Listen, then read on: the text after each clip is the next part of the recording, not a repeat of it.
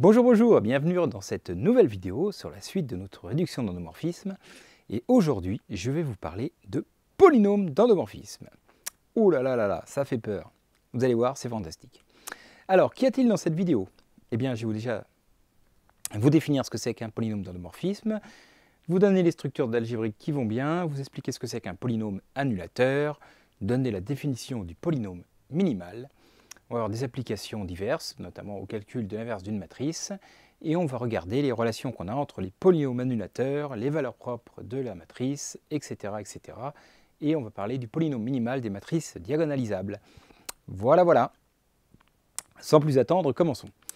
Donc, je prends E un K espace vectoriel, où K est un corps commutatif. Vous pouvez penser R ou C si ça vous fait plaisir. Et F, un endomorphisme de E. OK? Alors, tout d'abord, là je ne prends pas forcément de dimension finie, hein, parce que bon, pour définir un polynôme d'endomorphisme, il n'y a pas besoin. Donc pour tout n, à ce qu'on note f puissance n, attention, c'est f rond f rond f rond f n fois. Okay, il n'y a pas vraiment de confusion possible, contrairement aux fonctions de R dans R, parce que là on pourrait dire f rond f, ça existe, mais f au carré aussi, parce que f de x au carré, ça existe. Là, f de x, c'est un vecteur de E. A priori, il n'y a pas de multiplication sur les vecteurs de E, sauf dans certains cas, évidemment, si notre espace vectoriel, c'est une algèbre, mais là, on ne prend pas cette hypothèse, donc a priori, on ne peut pas multiplier les vecteurs de E, donc f puissance n, il n'y a pas d'autre choix que de prendre ça, f rond f rond f rond f. OK? Comme vous le savez, c'est l'endomorphisme dont la matrice c'est A puissance n si A est la matrice de f, donc c'est cohérent comme notation. Alors ensuite, donc si on prend un polynôme P, donc, que j'écris comme ça, n xn plus an-1 xn-1 plus 1x plus a0, alors ce que j'appelle P de f, c'est an f puissance n plus an-1 f puissance n-1 plus ainsi de suite, plus a0 identité, donc c'est bien une somme d'applications linéaires. Donc c'est une application linéaire de E dans E. Ok.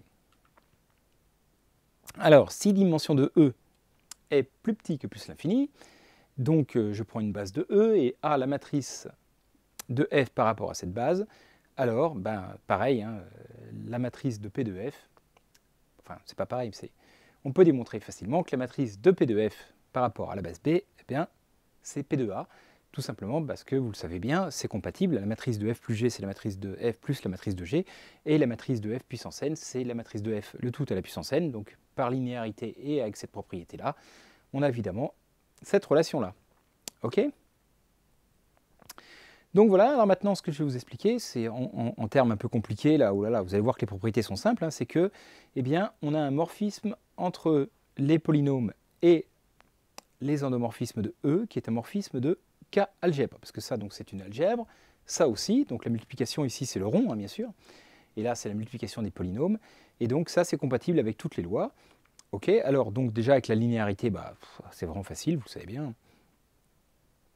Donc phi de lambda p plus q, c'est-à-dire c'est lambda p plus q de f, ça fait lambda p de f plus q de f, je veux dire, voilà, il n'y a vraiment aucun problème, vous voyez, parce que... Donc voilà, donc ça fait lambda phi de p plus phi de q, c'est juste la définition, un peu. Par définition, p plus q, les coefficients c'est n plus bn, je ne détaille pas parce que c'est vraiment évident, donc ok. Là où ça l'est un petit peu moins, c'est pour la multiplication, c'est-à-dire que je vais montrer que pq de f, c'est p de f, enfin c'est la multiplication, c'est p de f rond q de f, ça c'est un peu moins évident. Et donc je vais commencer par le cas où p de x vaut x. Ok, donc si p de x vaut x, et q de x, donc un polynôme comme ça, somme des ak xk pour k allant de 0 à d, ok, pourquoi pas. Alors qu'est-ce qui se passe? Donc si je fais xq de x, ça fait ça, ça fait x puissance k plus 1. Donc xq de x de f, pq de f, ça fait donc somme des AD f puissance k plus 1. Et ça fait f de somme pour k allant de 0 à d des ak f puissance k, car f est une application linéaire. Donc vous savez, f d'une somme, ça fait somme des f, quoi. Okay, donc ça fait bien ça égale ça.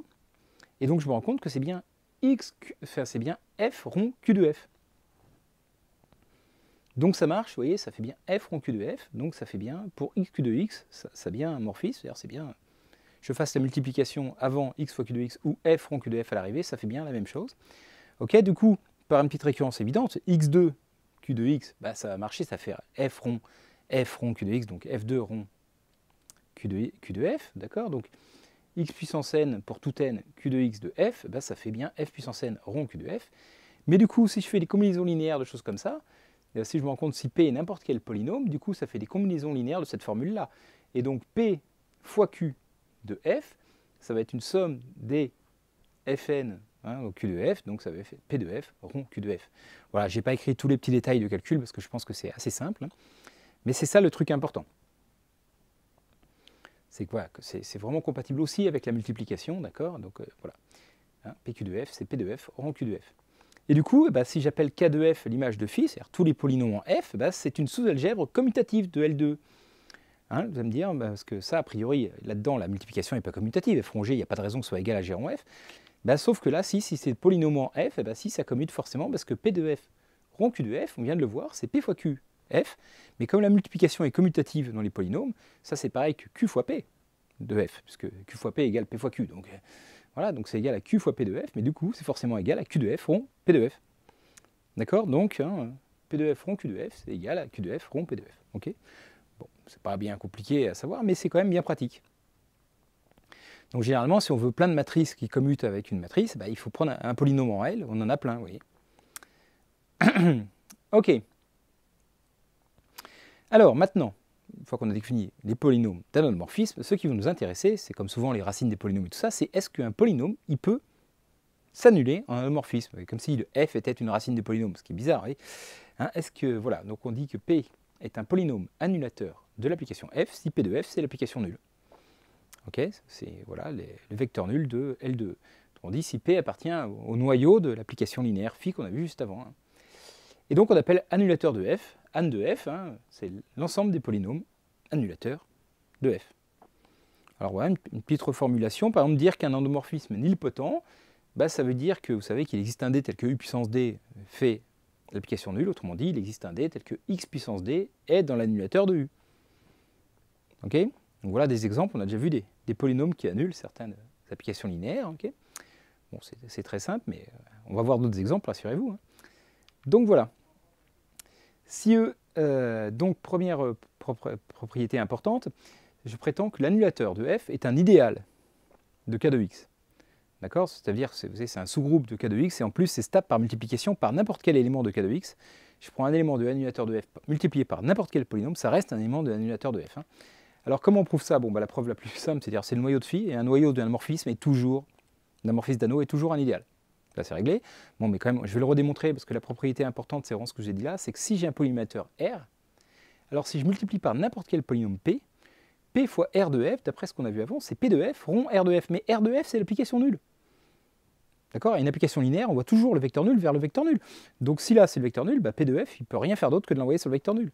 Et donc ça reste, PR reste un autre polynôme annulateur. Vous voyez, c'est logique quoi. Les polynômes annulateurs sont multipliés par un autre polynôme, ça reste un polynôme annulateur, donc c'est vraiment bien un idéal de k de x. Ok? Alors, première propriété, parce que est-ce que ça existe toujours? Si la dimension de est plus petite que plus l'infini, alors oui, ça existe toujours un polynôme annulateur de f. Alors réfléchissez un peu pourquoi, avant de regarder la réponse, là, ça peut être intéressant de vous dire, tiens, attends, mais est-ce que j'arrive à démontrer ça? Donc maintenant, je vous fais la preuve. En fait, la preuve, c'est que je suis en dimension finie, donc la dimension des endomorphismes, c'est n au carré, vous savez, j'ai déjà démontré ça il y a longtemps. Bref, c'est aussi de dimension finie, évidemment, c'est le nombre de coefficients qu'il y a dans les matrices, par exemple. Et donc, si je prends la famille identité, f, f au carré, f au cube, et ça va jusqu'à f puissance n carré, j'obtiens une famille qui contient donc n carré plus 1 vecteurs de cet espace-là, qui est de dimension n carré. Donc s'il y a plus de vecteurs que la dimension, cette famille-là est forcément une famille liée. Donc il existe des coefficients non tous nuls, tels que A identité plus B, F plus C, F2, plus ainsi de suite, soit égal à l'application nulle, d'accord, au vecteur nul de L2. Donc voilà. Donc on obtient toujours non seulement un polynôme, voilà, donc non seulement il y a toujours un polynôme annulateur, mais en plus même degré inférieur ou égal à n au carré. Et là, ce que je voulais vous mettre, un petit spoiler alerte, on va démontrer dans les vidéos suivantes, pas tout de suite, mais dans plus longtemps, qu'il existe toujours un polynôme de degré n qui annule f. D'accord? Si la dimension de E c'est n, alors il existe un polynôme de degré n qui annule f. Ok, donc du coup, il y en a même des degrés peut-être de polynômes plus petits ou égal. Ok. Mais ça, c'est plus dur à démontrer, donc on verra plus tard. Ok, en tout cas, ça existe toujours. Voilà. Alors, comme donc on vient de voir que c'est annulateur de f, bah, c'est non vide. D'accord, ça existe toujours. Enfin, c'est pas réduit à 0, quoi. Il y a toujours un polynôme différent du polynôme nul qui annule un homomorphisme f. Et puis que c'était le noyau d'un morphisme, bah, du coup, comme c'est un idéal de k de x qui n'est pas réduit à 0, bah, il existe un polynôme non nul qui est le générateur, d'accord, de cet idéal, c'est-à-dire que cet idéal est égal au multiple de mu de f. Hein. Vous savez, c'est ça ce que ça veut dire un anneau principal, d'accord. Donc ça, voilà, c'est facile à démontrer, on l'a déjà vu, hein, il suffit de prendre la division euclidienne, en fait, hein, par polynôme. Bref, si on prend un idéal de k de x, on prend un polynôme de degré minimal dedans, non nul, et on fait la division euclidienne, on se rend compte que c'est forcément les multiples de lui. Enfin, j'insiste pas sur cette preuve, vous avez sans doute déjà vu. Hein. Donc c'est le résultat d'algèbre, regardez sur les structures algébriques. Hein. Ok, bon bref. Il existe un polynôme tel que cet annulateur de f, c'est les multiples de ce polynôme. Voilà. Mu f fois n'importe quel polynôme. Et puis même choisir celui-là unitaire, c'est-à-dire que quitte à diviser par une constante, ça ne change rien.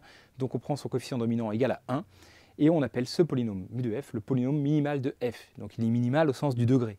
Il n'y a pas de polynôme de degré strictement plus petit, à part le polynôme nul, évidemment, qui annule f. Ok?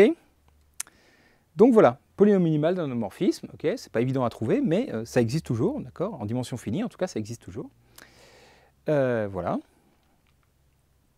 Alors on va prendre des petits exemples.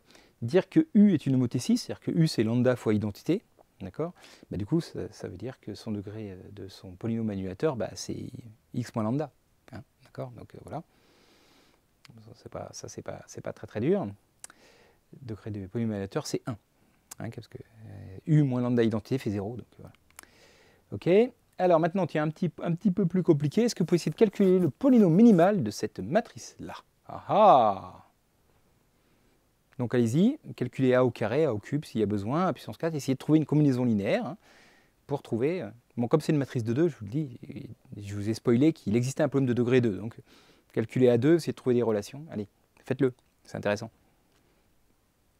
Pour voir si vous trouvez ce qu'on peut deviner. Bon, allez, on va dire que vous l'avez fait, donc maintenant j'essaie de le faire. Donc, en calculant A au carré, bon, pas dur, matrice diagonale au carré, ça fait ça. Ah bah ouais, super, et alors bon, pas simple.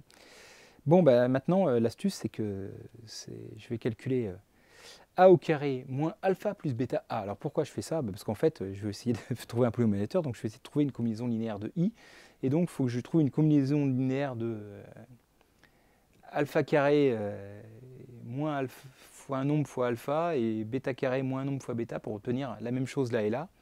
Ok, donc voilà, c'est pas simple, hein, mais vous avez bidouillé un petit peu, je pense que vous avez trouvé. Bref, si on calcule A au carré moins alpha plus bêta A, si vous ne voyez pas du tout comment j'ai fait, parce que je vous ai un peu caché l'analyse, là je fais directement la synthèse, c'est très mal, mais bon. Bref, hop, on trouve ça, et donc on trouve moins alpha bêta fois I, et autrement dit, le polynôme annulateur, bah, c'est x au carré moins alpha plus bêta x plus alpha bêta. Voilà, ce polynôme-là est annulateur, et en fait, si on le factorise, on voit que c'est x moins alpha fois x moins bêta. Alors, c'est le polynôme minimal si alpha est différent de bêta, parce que vous voyez bien, si alpha est égal à bêta, bah, x moins alpha, ce serait alpha identité, donc x moins alpha serait un polynôme annulateur. Ok? Donc, en fait, voilà, on peut démontrer, c'est pas hyper dur pour essayer de le faire. Si on prend une matrice diagonale au début avec D1, D2, Dn, s'ils sont tous différents, bah, le polynôme minimal, c'est x moins D1, x moins D2, x moins Dn. Okay, et si jamais il y en a qui sont multiples, bah, on prend qu'une fois. S'il y avait D, D, D, D, D, hop, on x moins D, puis après, voilà, on continue. Quoi. Bref, pour les matrices diagonales, c'est pas hyper dur de trouver le polynôme minimal. Ok.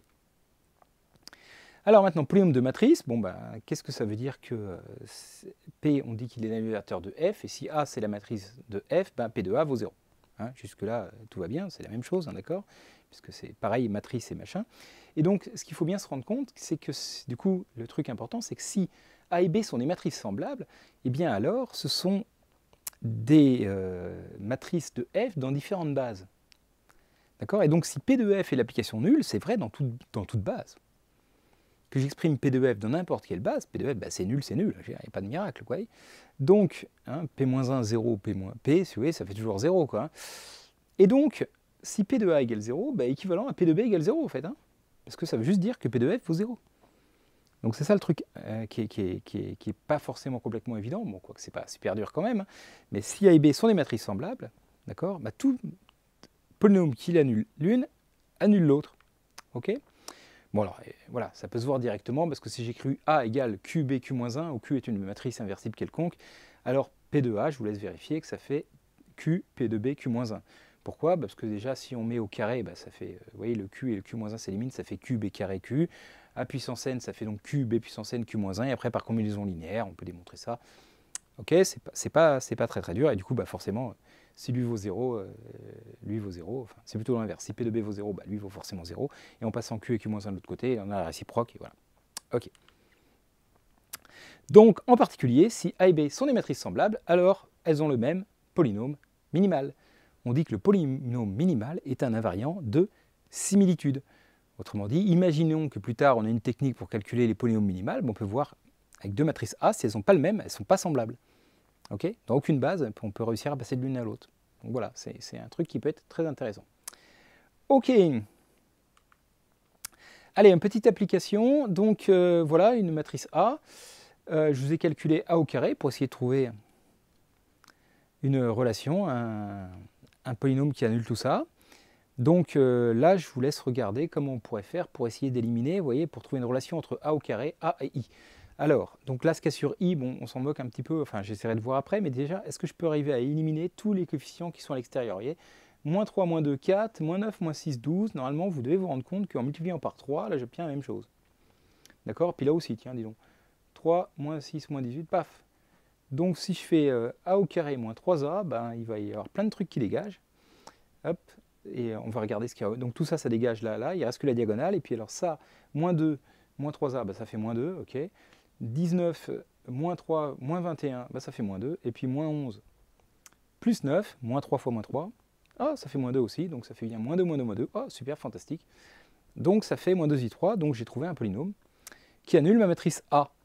Et du coup, je peux l'écrire comme ça.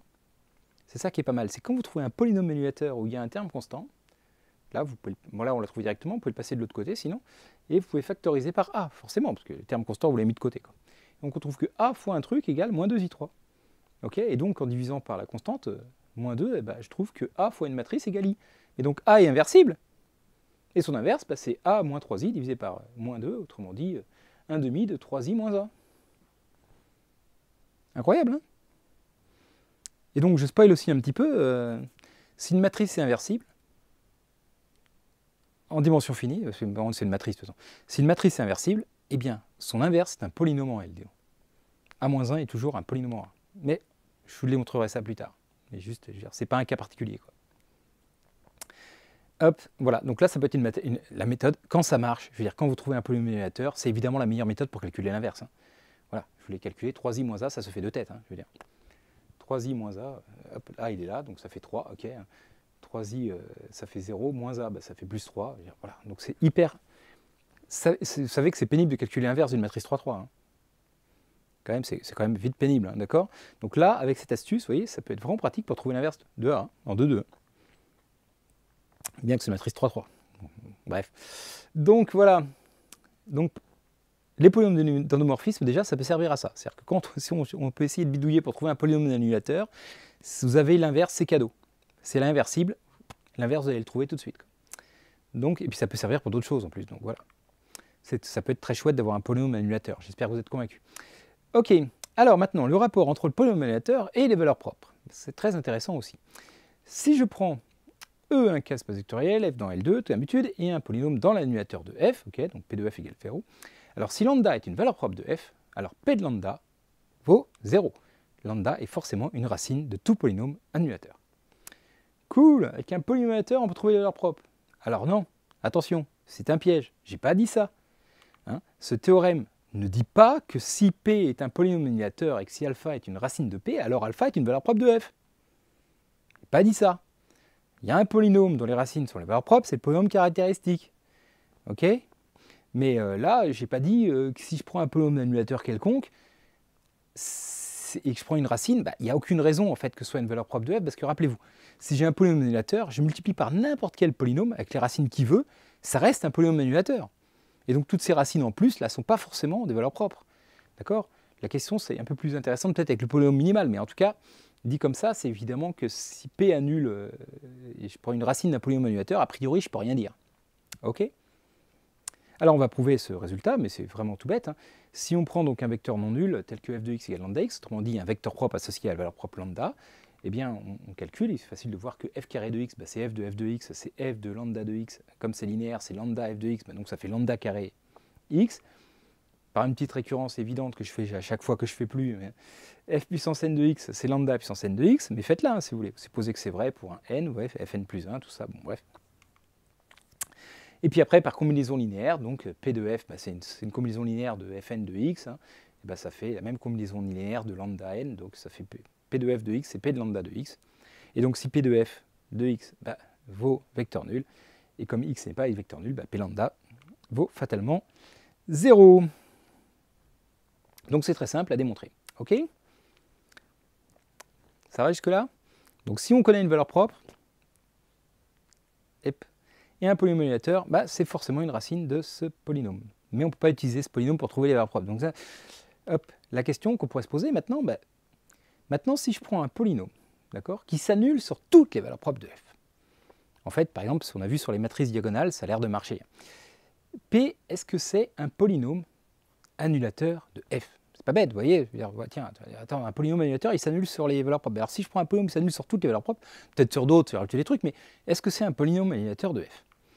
Et alors, prenons un exemple, cette matrice A là, donc c'est, voilà, alors si on calcule son polynôme caractéristique, c'est pas bien dur. Là, alors j'ai calculé d'abord A au carré ça fait moins I, donc on se rend compte que le polynôme minimal c'est x carré plus I, hein, parce qu'évidemment c'est pas une homothétie, donc il n'y a pas de polynôme de degré 1 qui l'annule. Et donc comme x au carré ça fait moins I, x carré plus 1 c'est bien un polynôme annulateur de A, et c'est même le polynôme caractéristique de A, parce que c'est, si vous mettez x, et puis ici 1 moins 1, bah, x carré plus 1, c'est le polynôme caractéristique, ok. Donc il n'a pas de racine réelle, d'accord, c'est une matrice à coefficient dans R, il n'y a pas de racine dans R. Donc un polynôme s'annule sur toutes les valeurs propres, bah, c'est pas dur, n'importe quel polynôme s'annule sur toutes les valeurs propres, il n'y en a pas. Ok. Et donc P n'est pas forcément un polynôme annulateur de F, bien qu'il s'annule sur toutes les valeurs propres. Mais bon, c'est un cas particulier parce qu'il n'y en a pas. Alors c'est de prendre un cas où il y a des valeurs propres quand même. Et s'il s'annule sur toutes les valeurs propres qu'il y a, est-ce que c'est polynôme annulateur? Donc là, je vous ai pris cette matrice B qui a la valeur propre 2, je pense que c'est assez évident. Normalement, vous devez vous en rendre compte avec tout ce qu'on a vu précédemment. Parce que le premier vecteur est un vecteur propre hein, pour la vecteur 2. Eh bien, le polynôme caractéristique, c'est x-2 au carré, la seule valeur propre, donc c'est 2, il n'y en a pas d'autre. Ok. Et donc, bah, le polynôme x-2, par exemple, il s'annule sur toutes les valeurs propres. Ok. Mais il empêche que cette matrice, ce n'est pas 2 fois identité. Donc, ce n'est pas un polynôme annulateur de B. Hein. B moins 2 identités, ce n'est pas 0. Et pourtant, donc, ce polynôme-là s'annule sur toutes les valeurs propres de 2. Ok. Donc voilà, donc en fait on pourrait se dire, bah non, voilà, donc non, ça ne marche pas. Ça polynôme s'annule sur toutes les valeurs propres, ça ne marche pas. Mais pourtant, il y a un cas où ça marche très bien. En fait, c'est si f est diagonalisable. Pourquoi? Bah parce que si f est diagonalisable, et donc ces valeurs propres, je les appelle lambda 1, lambda 2, alors son polynôme minimal, c'est x moins lambda jusqu'à x moins lambda d. Ok. Alors c'est, en fait, on va revoir, hein, je vais faire la preuve, mais ça correspond un peu à ce qu'on avait dit, parce que ça veut dire que dans une certaine base, il est diagonal. Donc on a vu que le polynôme minimal ne dépendait pas de la base, donc c'est le polynôme de la matrice diagonale, et je vous dis que pour les matrices diagonales, le polynôme minimal, c'était ça en fait. Je vais le montrer maintenant, mais vous voyez, c'était pas... Donc en fait, on le savait déjà plus ou moins, mais bon. Et donc, voilà, et donc dans ce cas-là, bah oui, alors là, vous voyez bien que le polynôme, il s'annule sur toutes les racines. Le polynôme le plus simple que je peux imaginer qui s'annule sur toutes les valeurs propres, bah, c'est le polynôme minimal, c'est bien un polynôme annulateur. Ok. Alors, allons-y, prenons une preuve. Je prends B, une base formée donc, des vecteurs propres, ok, qui sont, voilà, c'est diagonalisable, il y a une base de vecteurs propres. Et donc, j'appelle P de f ce polynôme-là, ok. Pourquoi pas. Alors, si f de x est égal à lambda ix, alors f moins lambda i identité de x est égal au vecteur nul, par définition. D'accord. Donc f moins lambda 1 identité rond f moins lambda 2 rond f moins lambda i, ah, celui-là, ça fait le polynôme nul. Enfin, ça fait l'application nulle. Rond, tout ça, bah, ça fait forcément l'application nulle. Enfin, appliqué en x, ça fait donc le vecteur nul. Okay. Parce que ça, c'est parce que c'est commutatif. Vous savez, je fais dans l'ordre que je veux, vous savez, hein, pour les polynômes. Donc, f moins lambda i de x, hop, ça fait vecteur nul. Donc, tout ça, ça fait ça. Donc, ce polynôme-là s'annule bien en x. Ok. Donc, P de f s'annule sur tous les vecteurs propres, mais j'ai trouvé une base formée de vecteurs propres, donc P de f s'annule sur tous les éléments d'une base. Bah donc, du coup, dans cette base-là, cette matrice, c'est la matrice nulle.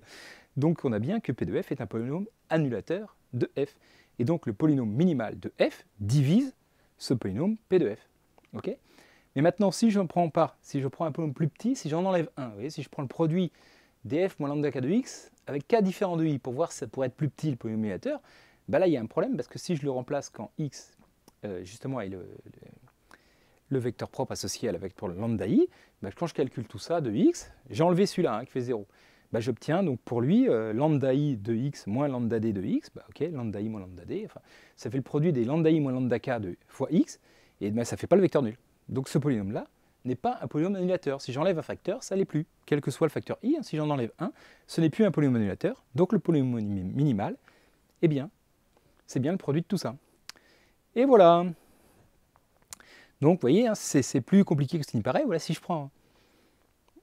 Si la matrice, je sais qu'elle est diagonalisable, eh bien si un polynôme s'annule sur toutes les valeurs propres, alors c'est un polynôme annulateur.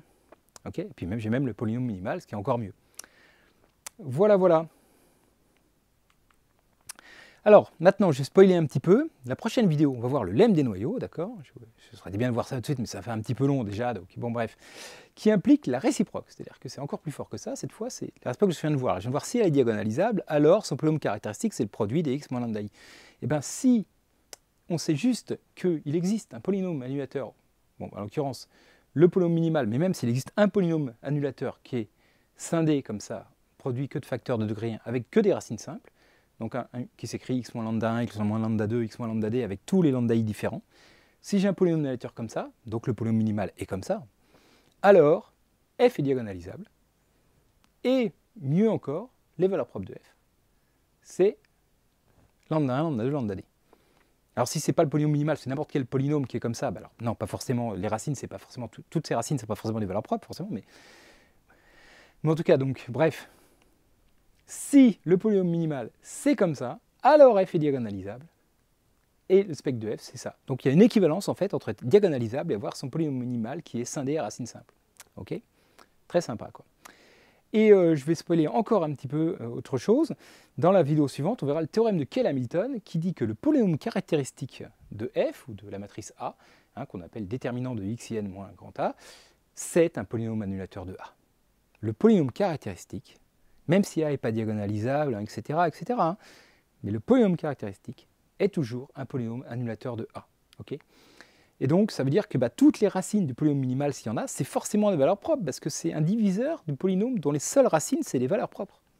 Le polynôme caractéristique, toutes ses racines sont les valeurs propres, c'est la définition des valeurs propres. Et donc, si un polynôme minimal, qui est donc un diviseur du polynôme caractéristique, d'après ce qu'on vient de voir là, a des racines, c'est forcément toujours des valeurs propres de A. Ok? Et donc voilà.